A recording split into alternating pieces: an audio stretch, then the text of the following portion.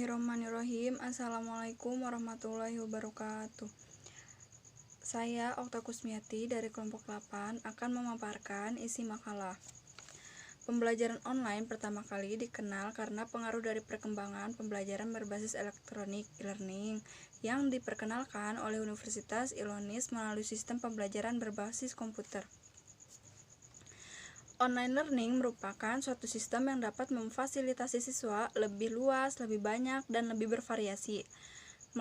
Melalui fasilitas yang disediakan oleh sistem tersebut, siswa dapat belajar kapan dan di mana saja tanpa terbatas oleh jarak, ruang, dan waktu. Materi pembelajaran yang dipelajari lebih bervariasi, tidak hanya dalam bentuk verbal, melainkan lebih bervariasi seperti visual, audio, dan gerak. Teknologi ilmu komputer memberikan dampak yang besar dalam merubah cara pandang pengajaran saat ini. Ketersediaan perangkat keras dan perangkat lunak serta akses internet menjadikan pengajaran merubah paradigma. Pengajaran konvensional yaitu dari guru menjadi sumber informasi ke guru dan siswa berbagi informasi. Perubahan paradigma ini menjadikan proses pembelajaran lebih kreatif karena sumber belajar tidak lagi dimulai dari dalam kelas dan dibedah di dalam kelas secara bersama-sama. Berbagai penelitian pendidikan menyebutkan bahwa komputer adalah media yang dapat digunakan untuk 1. Meningkatkan perhatian dan konsentrasi siswa pada materi pembelajaran. 2. Meningkatkan motivasi siswa untuk belajar. 3. Menyesuaikan materi dengan kemampuan belajar siswa. 4. Mereduksi penggunaan waktu penyampaian materi. 5. Membuat pengalaman belajar lebih menyenangkan siswa. Selanjutnya akan dibacakan oleh Saudari Saya Tita Barka. Saya akan melanjutkan presentasi dari teman saya Okta Kusmiati. Penggunaan pada media pembelajaran matematika SD atau MI berbasis online, Kemendikbud dalam hal ini telah mengemukakan beberapa list aplikasi pembelajaran yang dapat dimanfaatkan oleh guru sebagai media, khususnya media pembelajaran matematika. Nah, aplikasi tersebut yang mana diantaranya ada WhatsApp. Penggunaan media WhatsApp ini merupakan media yang paling mudah dan simpel untuk digunakan guru dalam mengirimkan berbagai materi matematika bagi siswa-siswinya. Aplikasi WhatsApp tersebut yang familiar ini di kalangan masyarakat Indonesia termasuk guru dan peserta didik merupakan aplikasi media sosial yang cukup terkenal. Tentunya syarat utama untuk guru maupun peserta didik yaitu keduanya harus memiliki smartphone dan akun WhatsApp agar saling berkolaborasi. Selain itu tentunya harus tersedia paket internet yang mencukupi. Nah, proses pembelajaran menggunakan media WhatsApp tersebut yang mana guru membuat kelompok atau grup sesuai kelas masing-masing. Apabila peserta didik tidak memiliki smartphone, maka dapat menggunakan WhatsApp milik orang tua maupun saudaranya. Guru membuat jadwal pembelajaran dengan berdiskusi bersama dan mengambil keputusan bersama dengan orang tua maupun peserta didiknya. Guru dapat mengabsen kehadiran siswanya bisa dengan mengetik hadir atau merekam dan mengirimkannya ke grup. Setelah diunggah materi sesuai kompetensi dasar, nah, pelajaran matematika, guru dapat memberikan video pembelajaran matematika yang menarik lagi untuk peserta didik agar tidak bosan. Dan video yang diberikannya juga durasinya tidak terlalu lama, jangan terlalu lama. Nah, selanjutnya siswa diminta untuk memahami video yang telah diunggah oleh guru, diberikan oleh guru dengan didampingi oleh orang tua ataupun saudara yang lebih tua darinya. Peserta didik diminta berdiskusi apabila ada materi yang belum dipahami. Setelah itu, guru akan menjawab materi yang belum dipahami peserta didik baik melalui materi tambahan berupa video pembelajaran atau guru dapat menghubungi siswanya secara langsung melalui fitur video call sehingga guru dan siswanya dapat berkomunikasi secara langsung dan guru juga dapat menjawab materi yang belum dipahami siswanya melalui tatap muka dengan video call. Nah, selanjutnya yaitu ada YouTube. YouTube juga terpilih dalam penggunaan media berbasis online karena YouTube merupakan situs website media sharing video online terbesar dan paling populer di dunia internet saat ini. Selain itu, YouTube juga satu-satunya fitur bawaan handphone dan tidak lagi membutuhkan proses install sehingga memudahkan siswa untuk memperoleh video-video pembelajaran yang ada. Tujuan memanfaatkan YouTube sebagai media pembelajaran adalah untuk menciptakan kondisi dan interaktif. Video pembelajaran di YouTube dapat dimanfaatkan untuk pembelajaran interaktif di luar kelas maupun di dalam kelas. Baik guru maupun peserta didik itu sendiri melalui presentasi secara online maupun offline. Pemanfaatan YouTube sebagai media pembelajaran dapat digunakan setiap saat tanpa dibatasi oleh ruang dan waktu, dengan syarat komputer, laptop, atau handphonenya terhubung dengan internet selalu. Nah, saat ini YouTube tersedia video pembelajaran matematika yang menarik dan gaya bahasa yang mudah dipahami oleh siswa. Nah, video-video apa saja dapat ditemukan di channel? Ada beberapa channel yang membahas tentang matematika, yakni jenis channel Matematika Hebat, Matematika Bersama Kak Wahyu, Latihan Berkarya, dan lain-lainnya. Proses pembelajaran yang dapat dilakukan adalah guru memberikan permasalahan yang terkait dengan suatu materi. Untuk menyelesaikan permasalahan tersebut, siswa diminta untuk mencari materi terkait melalui YouTube untuk dipelajari. Informasi yang telah diperoleh dari YouTube diolah siswa untuk menyelesaikan masalah tersebut dan selanjutnya dikonfirmasi kebenarannya oleh guru. Dalam proses pembelajaran tersebut, guru berperan sebagai fasilitator dalam membimbing dan mengarahkan siswanya. Assalamualaikum warahmatullahi wabarakatuh. Saya Umi Hikmatul Nazilah akan melanjutkan penjelasan dari teman saya sebelumnya. Kementerian Pendidikan dan Kebudayaan telah memberikan panduan bagi guru-guru dalam memberikan evaluasi atau penilaian kepada peserta didik. Dalam hal ini, Kemendikbud membagi panduan tersebut menjadi dua bagian, yaitu apa saja yang dianjurkan untuk guru dan apa saja yang tidak dianjurkan untuk guru dalam sistem belajar daring. Yang pertama, yang dianjurkan untuk guru. Di sini, memperkirakan durasi pengerjaan tugas yang akan diberikan. Pastikan durasinya maksimal 80% dari jam belajar normal untuk menyediakan waktu belajar terstruktur. Durasi ini bisa disesuaikan dengan guru yang mengajar pada kelas yang sama dan dengan murid ataupun orang tua. Yang kedua, membangun kesepakatan dengan orang tua terkait cara pengerjaan tugas siswa dan isu-isu yang sedang hangat dibicarakan.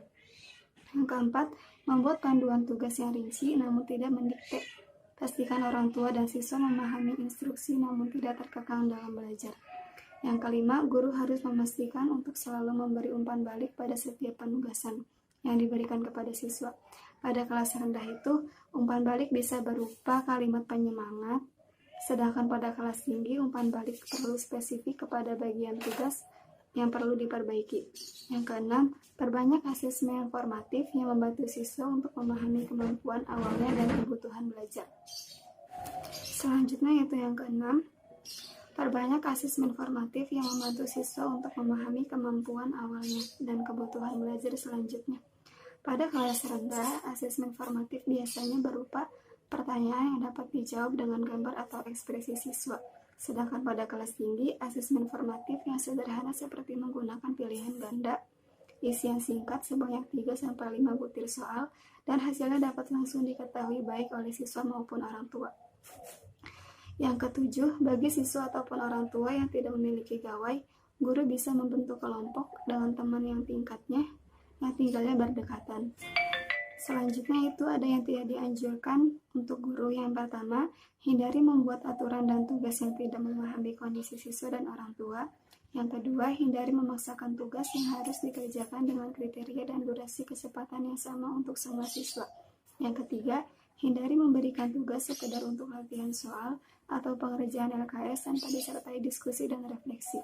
Yang keempat, hindari memberikan tugas yang meminta siswa hanya memindahkan materi dari buku teks ke lembar tugas.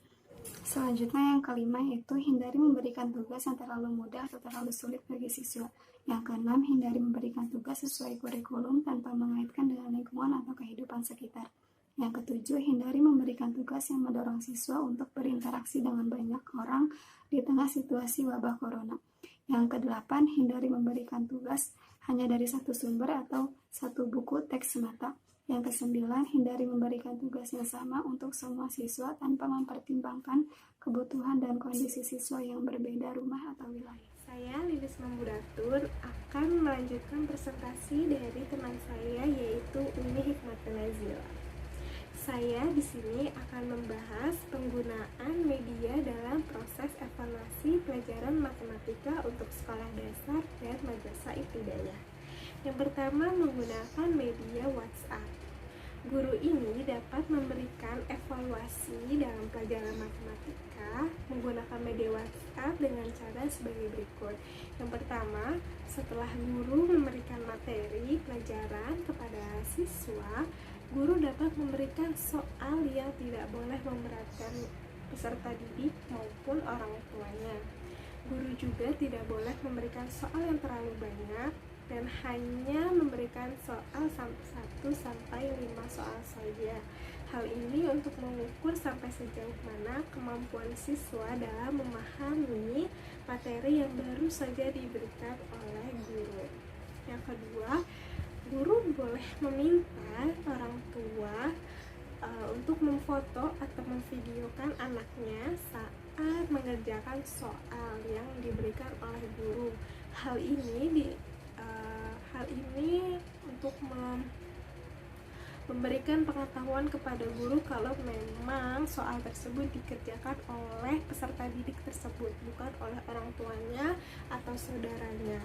Nah, yang ketiga, saat proses pembelajaran berlangsung maupun proses evaluasi ini, guru harus memantau segala perkembangan peserta didik. Yang kedua itu menggunakan aplikasi Quizzes. Aplikasi Quizzes ini adalah aplikasi pendidikan yang berbasis permainan atau games. Implementasi permainan game Quizzes ini yaitu siswa dapat melakukan kuis-kuis yang diberikan oleh guru melalui perangkat elektronik mereka seperti handphone, komputer, atau laptop jika memilikinya. Nah, caranya itu seperti apa? Yang pertama itu guru membuat soal terlebih dahulu di aplikasi Quizzes ini. Yang kedua, guru dapat membagikan kode soal kepada peserta didik. Nah, kode ini nanti selanjutnya akan dimasukkan ke dalam aplikasi Quizzes untuk masuk ke dalam soal-soal tersebut. Nah, setelah mengerjakan soal, peserta didik ini mampu melihat peringkatnya. Peringkat nilainya itu berada di angka mana di antara teman-temannya, sehingga hal ini akan membuat motivasi belajar mereka tuh meningkat. Soalnya semakin tinggi peringkat mereka, semakin baik mereka memahami materi yang telah diberikan oleh guru. Yang ketiga itu menggunakan aplikasi Google Form atau Google Formulir. Nah, penggunaan media Google Form ini digunakan karena media Google Form ini mudah diakses oleh guru, orang tua maupun peserta didik. Nah, Google Form ini menyediakan kuis berbentuk soal isian, singkat, dan pilihan ganda. Pilihan gandanya itu terdiri dari 4, yaitu A, B, C, dan D, termasuk pilihan jawaban yang benar. Nah, saat mengerjakan soal tersebut, setelahnya itu peserta didik dapat melihat langsung berapa nilainya dari mengerjakan soal tersebut. Jadi siswa bisa langsung tahu nilainya itu berapa. Nah, guru juga bisa tahu dari nilai keseluruhan peserta didik itu bisa diunduh oleh guru dalam bentuk dokumen Excel gitu. Jadi guru itu mudah untuk melihat nama dan nilai-nilai peserta didik yang sudah mengerjakan. Nah, Google Formulir ini bisa diakses oleh semuanya. Nah, juga bisa dibatasi waktunya. Jadi guru bisa membatasi sampai kapan, sampai hari apa, sampai jam berapa peserta didik dapat mengerjakan soal yang diberikan oleh